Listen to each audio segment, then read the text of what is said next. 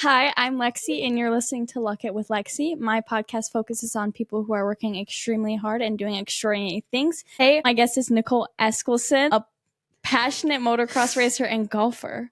Yes. Thank you for being here, Nikole. Of course. Me and Nikole met Red Bud in 2022. I'm very excited to share her story and dive into her journey in both motocross and golf. So let's get to know Nikole a little bit. Where do you live and what's it like there? Well, I live in Frankenmuth, the Christmas town. Everyone goes there for all Christmas things, and it's very busy and chaotic. If you live there, you learn to kind of not enjoy it as much as most do. But, people love it. So I guess there's a bonus there. Christmas. We love Christmas. Yes. How long have you been golfing? I mean, as far as I can remember, basically about my whole life. I don't know, my parents did it, and then they got me clubs, and I started doing it. So what got you into golf? Was it a family tradition, or did somebody else introduce you to it? It's basically family, because my grandparents golf, my cousins, my parents did. I have an uncle that he's very big into golfing, so I do golf with him a lot. I used to golf with him a lot. So yeah, it's mostly a family thing that we've done. I heard you weren't able to play much this year. What happened? I race, obviously, and I ended up crashing, and I put myself into a cast, which made it unable to swing. And then I also got hit at Baja Brawl, so I was also in a boot. So I was in a cast and a boot, so really I wasn't capable of doing too much. Yes. So do you have like a group of friends you golf with, or teammates? My cousins, they golf. My cousin Bryce, he golfs a lot. Emily golfs a lot. So this summer I plan on golfing with Bryce a little bit, but I have friends on the Frankenmuth golf team with me, so we did some top golf with them. Over the few months, I still couldn't really golf. I had the cast on still, but worth a shot, you know? It was worth the shot. Yes. Golf has some amazing courses. What are some of your favorite places to play? I think the only place we've really golfed is Willow. We lived on Timbers, but we golfed there maybe twice. Golfing, we did like the ranges more so than anything, just hitting. But so golf was your primary sport until you started riding dirt bikes. So how did you kind of make that switch? Basically, COVID year, it became you couldn't do anything else anywhere. So riding was our last resort, and we had 2 pit bikes in the garage, and I decided to go riding with my cousin, and it became a nonstop thing from there. Just continued. So how did you get into motocross? Like, what sparked your interest? I think when I first started riding the pit bikes a little more, I realized I enjoyed it, and I knew that because of my dad racing, we were always at the track in general, so it didn't really make sense why I couldn't race. So I told my dad one day that I wanted to try racing, and he said if I put the effort into working on racing, he'd put the money into it, and that's where we've ended up now. What are some of your favorite things about racing? I enjoy the adrenaline rush of it, and that it's not something everyone is mentally and physically capable of doing. You have to really have the mental mind to want to continue and be in the spot you want to be in moto. When did you officially start competing in races?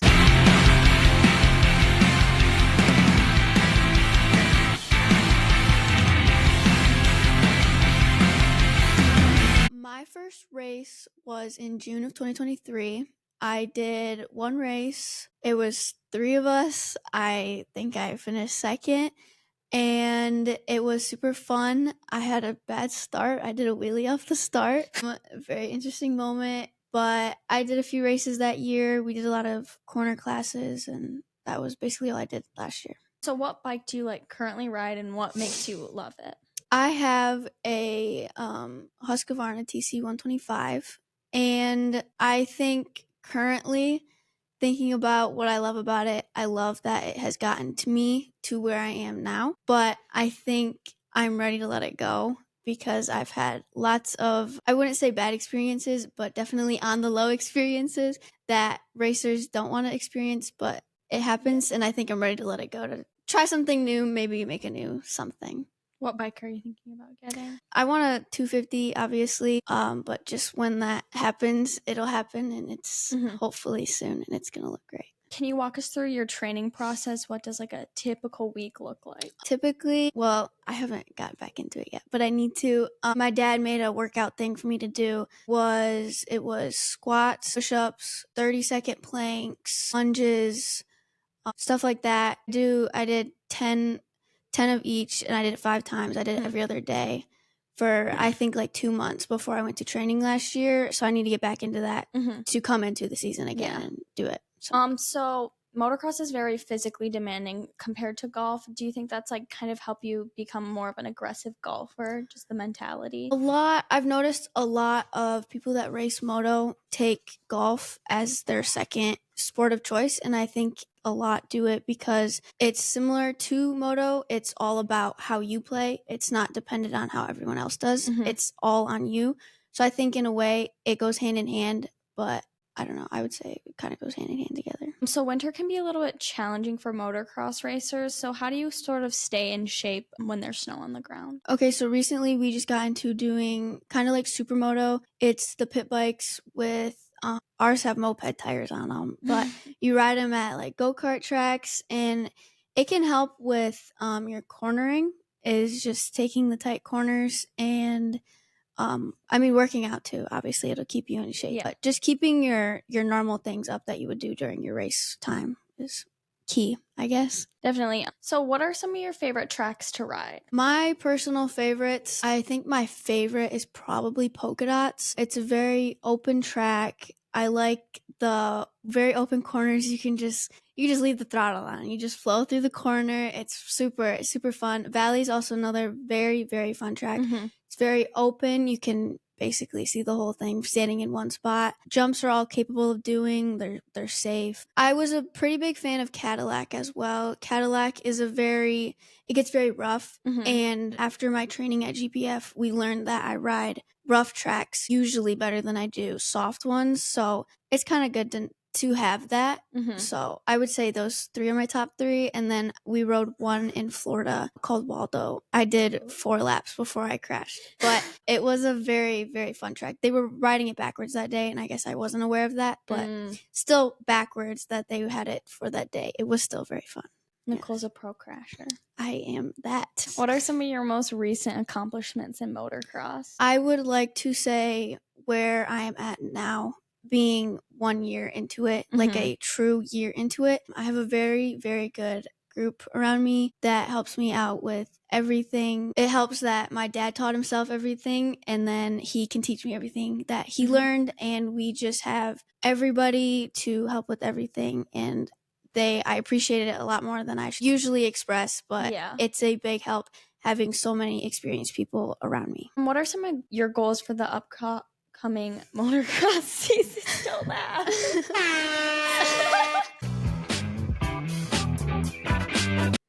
Welcome back from our short break. We're gonna come back talking about what are some of your most recent accomplishments in motocross. Recently, for it being my first real race year, I actually came out with a lot more wins than I initially expected coming into the season. My first race back from training at GPF was difficult in the beginning. I ended up winning, I think, with a 15-second gap, and I think that was a big eye opener for a lot of our women racers. And then that next weekend, I went on to go 1-1 once again in my qualifier. And then I had a lot of wins throughout the season before I actually ended my season.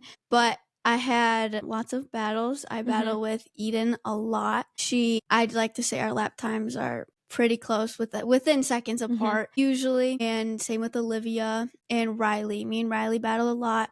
It's very fun having the people to battle with and them being your friends, because you can be on the course and you can absolutely want to destroy each other and want that win, but at the end you guys are still best friends. I remember one of my motos, it was my first time beating Eden, which is a very big accomplishment for me, and pulling off of the track, dumbly took the outside line and I should have hugged the inside. Coming up to the finish line, we kind of crossed and we hit each other and we both crashed. Well, she didn't really crash. I crashed on the finish line, and luckily my transponder hit the time first. So I did win. I ended up winning, but I did break my gas cap. But it was a good battle. Worth Battles it. are great. I've had multiple battles with Riley. Most always go to the finish line. Yeah, I mean, it's battling with friends is amazing. What's GPF? GPF is a training facility that I spent a month at. I rode for 3 weeks because the first week my bike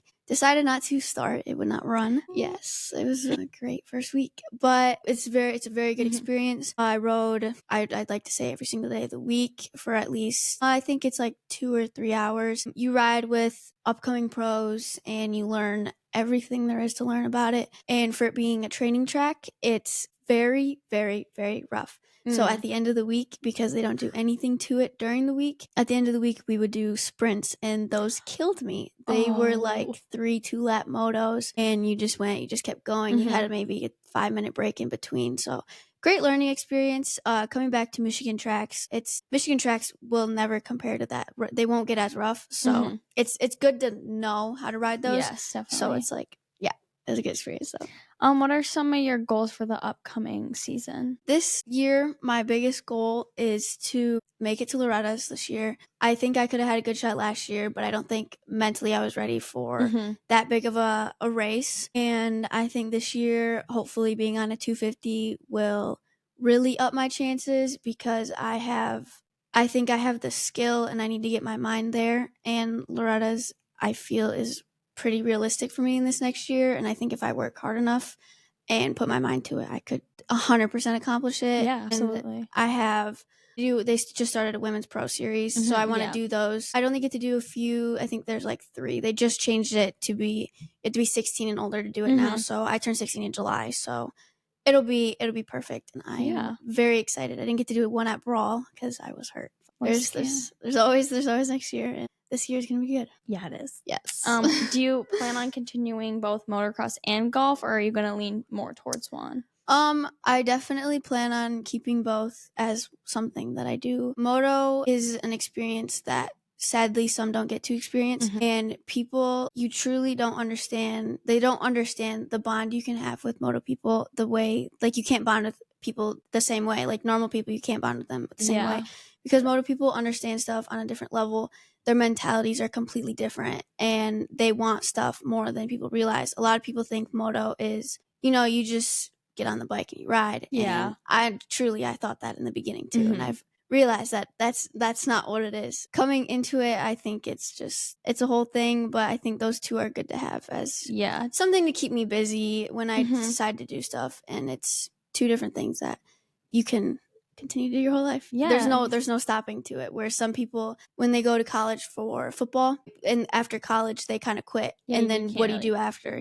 Not everyone makes it to the NFL. You can't, I think they're good to have as normal things to do. What advice would you give someone who wants to start riding? Make sure you truly understand what you're getting into and you have people that can help you out. Because some people, when they start moto, they don't have the right stuff for it. And they could have good skill, but they might not have all the techniques they need to progress. And those could become bad habits.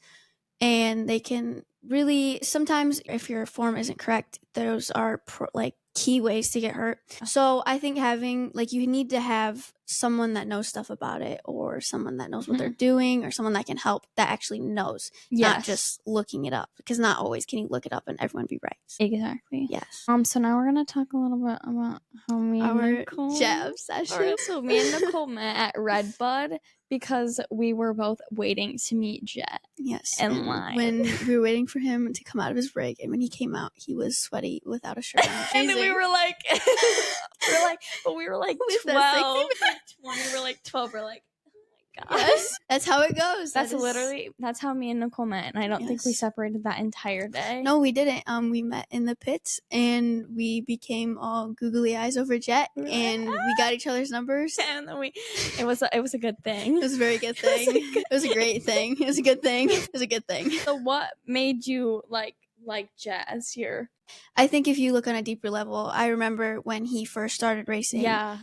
He had a pretty rough beginning. Yeah, like Salt Lake City. Yes, he had a very, very rough beginning, and I obviously cannot relate on a pro level, but I can relate to myself because my first race season was rough. It started off as a high and became a low, and I feel he started as a low and became a high, and he's continued to raise higher. So I think that's just a big thing about Jet. He never gave up. He knew what he was doing. He knew what he could accomplish, and that's exactly what he did. I think Jet's really grown our sport. It's like, this guy was like at the thing. He was like, "Oh, how did you find Jet? TikTok?" I was like, "No, I watched the races. I actually watched the race." Some know Moto because they Jet and they find him on TikTok and it's like, oh, he's the dreamiest guy ever. And then, like Deegan, that's how they know him. It's just like, oh, I seen him on TikTok and he was riding. We watched them. If we go to them, we're basically like biggest supporters. We always go. Yeah. Do you want to share some fun stories about meeting Jet? Because we've both met Jet multiple times. We have. So the first time, obviously, we met him was at Redbud 2022. Yes, that was it was packed. There was somehow always packed. Somehow me and Nikole like got our way to the front. Yeah, and then he was like right there and he was signing stuff. And then he got a picture with us. Yes. I'm trying to think. I gotta think back to stories. So what, we seen him in 2023? Yeah, we saw him at Donation. Yeah, and we like stood outside his. Yeah, we actually creepily stalked his rig. And it's okay, we're better now. Not like creepily, like we've gotten creepily. help. It was just like we were waiting for him to come out. Yeah, he wasn't coming out, and we were like the only ones standing there. Yeah, it was because it was raining and muddy, and we were dedicated. We were gonna see him. We wanted to see him. You can't go wrong with Jet. You can't. No. Yeah. And did you meet him any other times? I don't. To my knowledge, well, yeah. Oh yeah, I had a belt. You have to tell them the belt story. Okay, so I made Jet a belt that I put Jetson on it with gems because I am in love with gems. It just goes hand in hand. Jet and gems. Yes, I put Jetson on a belt and I got him like a tool holder and I slipped it on the belt and I put Sharpies in there because I don't know if it was a YouTube video or like an Instagram reel, but I talked about how when he signs stuff, he wishes he just had a belt with just markers in it, so he could just pull out a marker and sign stuff. So I made him one, and I was pretty proud of it. I thought it was pretty cool, and he took it. He liked it. He thought it was very neat. So I was pretty accomplished. Why haven't we seen him wearing it though? Where is it now? I actually would love to know when we were there. I think one of his mechanics took it because he was riding for Australia, and it wasn't. We're Americans. I'm not exactly sure. I've never seen it. Where's the belt now? Yes, we need to find it. Where's the belt? You need to be wearing it. I worked very hard to make that for you. I think I met Jet one time because my sister was singing the anthem. And I found out I was meeting Jet and Hunter, and I cried.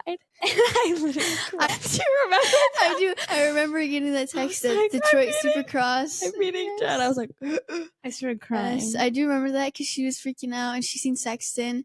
And she was like, oh my God, I could touch him. He's right there. Yeah. And then she talked to everyone. And then I got a picture with Hayden Deegan and I was like, oh, Hayden. I think now let's get some fun personal questions. Yes. Who's your all-time favorite motocross racer? I would say Tomac. And a lot of people recently, when people ask me my favorite rider and I say Tomac, they think I'm crazy. But really? Yes. And it's weird. It's very, very sad that he's retiring this year. I know. I seen a TikTok on it and I wanted to cry. I was like, this is not happening because my first Supercross I went to, I have no idea what it was. The first person I seen was Tomac, and he caught my eye very big. While we were there, I got a t-shirt. I got a Tomac t-shirt, and I'm pretty sure I still have it to this day. And I got a blanket that had Tomac on it. And I don't know, I was so obsessed with Tomac the rest of that day. And it wasn't even like he was like one of the younger riders. Yeah. And he just, I don't know, he just really caught my eye. And when he moved to Yamaha, I was really devastated because I had Cowie's, specifically because he did my number. I remember this like it was yesterday. But when I got my AMA number, we use the last 3 digits of my AMA. Most do, but not everyone. And my number, when Dad told me my number was 303, I was like, can we do 3? Like Tomac. I specifically remember saying that. And I don't know, he's just been a big, I would say like inspiration. Yes, in a way, because I don't know. He caught my eye, and it's just been there since. Like, he's such a good rider. Like, when he like tore his ACL, Yeah. and he kept riding. Yes. He kept riding, and he just hopped off, and Yep. they're like, "Oh, I'm surprised he came back after his last injury, though. Yeah. A lot of people thought he was going to call it quits there, but I think he didn't want that to be his end. He wanted a good end, and I'm hoping this season is his good end. That's how I feel about Cooper Webb. Like, my first Supercross, it was like Cooper Webb's prime. Yeah. When he was like winning it all. And I was like, well, he's cool. Yeah. And I mean, yeah. Whoever wins is cool. Yeah. When I was like 5, I was like, that's my guy now. Whoever's winning is mine. Thank you. And then like he got injured like when I started getting back into motocross. Redbud 2022, he wasn't there. Yeah. So I was like, I have to find a new one. And we found a new We one. found Jet. But then he came back and I was like, so sorry. Do you have a favorite motocross team or brand? I don't know. I wouldn't say really. A lot of people base, especially bikes, of popularity. A lot of people will say like, oh, KTM's the best brand. You can't, I feel it's all about personal opinion, personal preference. Yeah. Personally, a lot of my friends, I have a few friends that have Cowies, and I'm not a fan of Cowies. I've rode a few. I haven't been a fan of it, and I've kind of left it at that. I don't have a reason to hate them. I'm not comfortable on the bike. So I'm more comfortable on like the Australian bikes. Those are my preference because that's what I'm used to. That's what I've really rode. So those are the Huskies, the Gas, the KTMs. I personally like the Australian bikes because that's my norm. Yeah. That's what I like. But the Yamahas, I like the way they ride, but I don't like the new seats. I know that's a dumb thing to say, but I've learned that cornering, I have to sit on the edge of my seat, and the Yamahas having rounded seats. It's hard for me to find. So I don't know. That's just my thought. I think you can't really have a favorite. Like you can have a favorite, but you can't really say it's the best. Yeah, it's just what works for you. Yes. Do you have any other hobbies outside of motocross and golf? I don't really think so. I think just the supermoto that we've just recently started. I would like to try ice racing. I think that would be fun. I have lots of friends that do it, and they find it very fun to do during the winter because that is another thing that you can ride in the winter on the ice. And granted, it's little risky sometimes, I guess you could say. A lot of my friends do indoors. I watched an indoor one, but I would love to try it. I think it would be fun, but I wouldn't say I really have any other hobbies, just those few little other moto tags. What's your favorite TV show?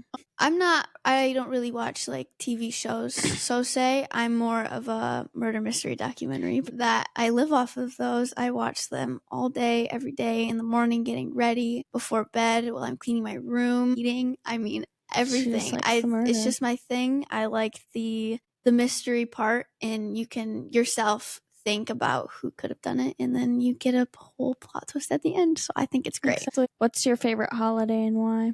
Ooh, not Christmas? Holiday. I don't know. I think I would say 4th of July. And a lot of people think that's a weird holiday to say that is their favorite. But it's summer. Obviously, everyone likes summer. It's right before my birthday. It's a few days before my birthday. So it's like the prime time. It's like everyone's happy. School's been out for a month. Everyone's in like their summer brain. You're with friends the whole day. You're out doing who knows what, blowing fireworks off everywhere. I think I would say 4th of July because you get together and you have fun, and yeah, I like it. What's some advice you would give someone working towards their goal, whether it's in sports or just in life? I would say make sure you have the correct support group around you, because if you have people in your life that are telling you that you will never succeed in your personal goal, you will start to believe it, because those are the only people in your life you have. So you will start to think that like, oh, maybe this isn't what I should be doing. But if it's what your heart desires, absolutely go for it. There's no wrong in doing it. And I think as long as you just know what you're doing and think you can do it, I think everyone should have a personal goal in life, whether it's sports or in your life in general. I mean, it's just those little things are huge goals for some people, because some people don't get the experience of having a family or living long enough due to whatever, So I think it's important to have those little but big goals at the same time. Definitely. That was really good advice. Yes. Well, thank you so much for being here, Nikole. It's been so much fun having you here. I'm so happy to be here. Make sure you follow Nikole on Instagram, NCE.303